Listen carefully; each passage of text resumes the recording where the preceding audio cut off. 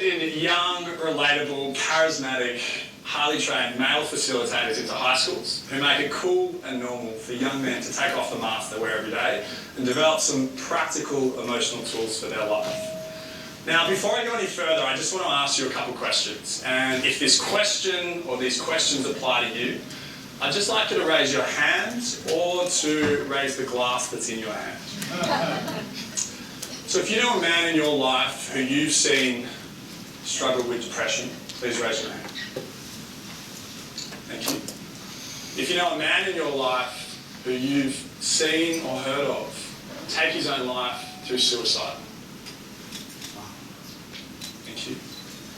And if you know a woman in your life who you've seen or heard who experienced sexual or physical abuse, please raise your hand.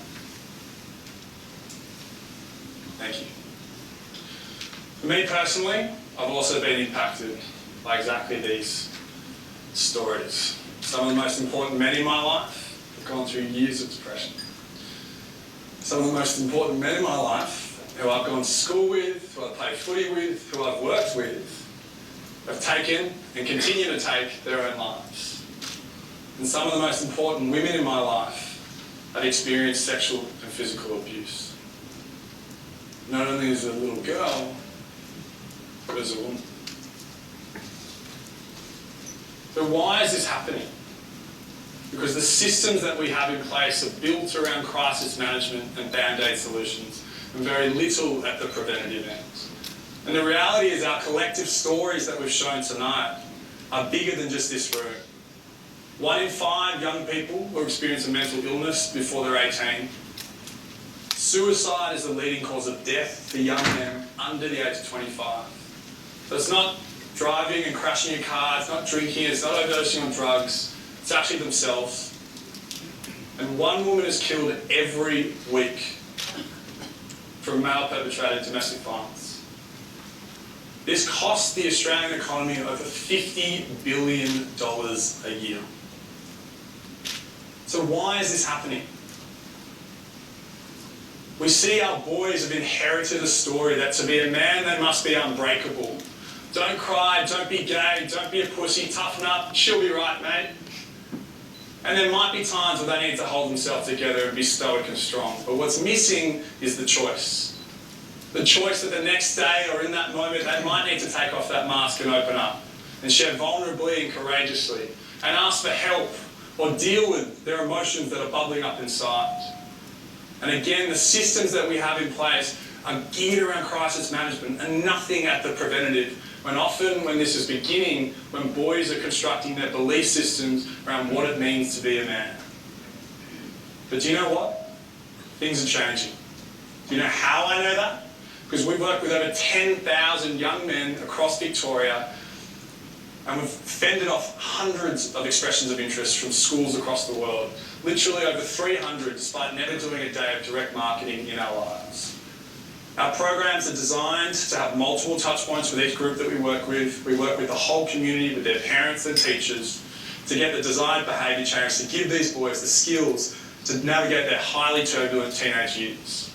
We see boys sitting down opposite their best mate going, geez, this bloke's been my best mate for freaking 7 years. I've just learnt more about him in 30 minutes.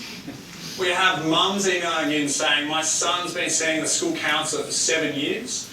And today's had much more of an impact on him than those 7 years because he finally realised he wasn't alone. We've had sisters email in saying, can I come do work experience with you? Because I've seen the impact on my little bro and I just want to say thank you. So why are we so effective? What's going on? And it's quite simple. It's our facilitators. Our guys are diverse in their backgrounds, their ethnicities, their sexualities. They range from a classic Melbourne hipster to your salt-of-the-earth country bloke, to a former refugee, to a former child soldier, to a guy that's been a victim of one-punch domestic violence and had half his skull taken out.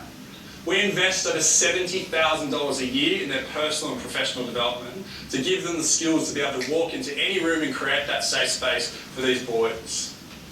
And, you know, to put this in context, Steve Biddulph, some of you may have heard of him before, global parenting expert, raising boys and now raising girls, just shared a video that we had on Channel 9 News recently And in that video, he said, this looks like amazing progress. Has anyone had these boys come to their school to run this program?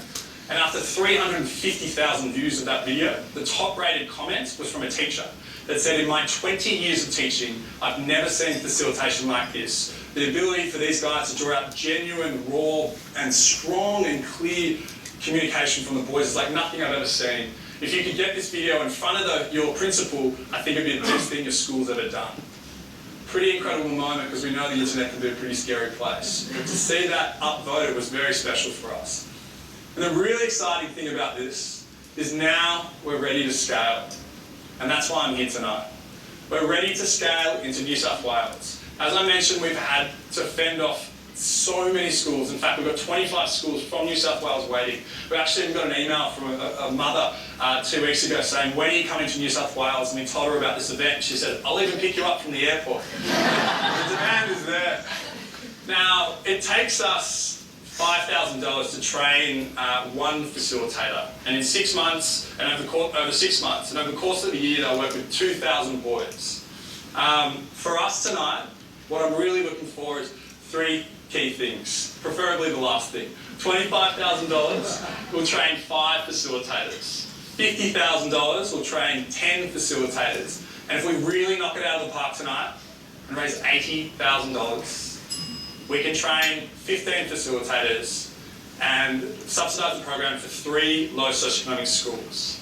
And the reality is that number means we can impact 30,000 young men if we can raise $80,000 tonight.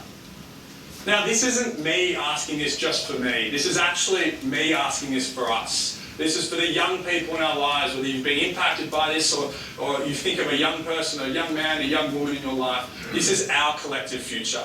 And these boys are wanting this opportunity. They just don't know it exists. So for us, I just want to say a massive thank you for this opportunity. And I want to leave you with a little comment from Margaret Mead. And it's never doubt that a small group of thoughtful, committed people can change the world. In fact, it's the only thing that ever has. And tonight we have that opportunity.